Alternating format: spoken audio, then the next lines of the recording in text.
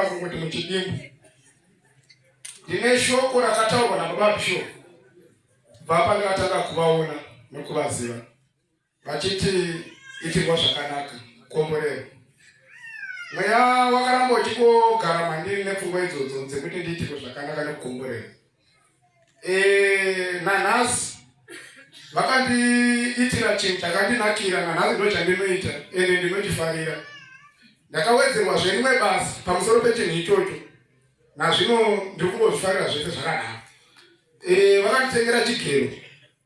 Chigero chakaita kunge chapinda mweya waSatani.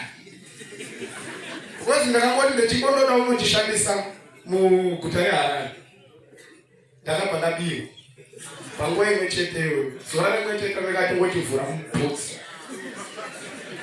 Asi nekuda kuti vakati komborerwa itirwa zvakanaka, ndakaita chimari chopicha chidoko kwakutenga futi chigero wani ichocho. Ndakatanga kurarama nechigero kusvika ndazowana basa rekuTVZ kufodya. Asi ndiri chiraramiswa nechigero chakabva Bishop. Haleluya.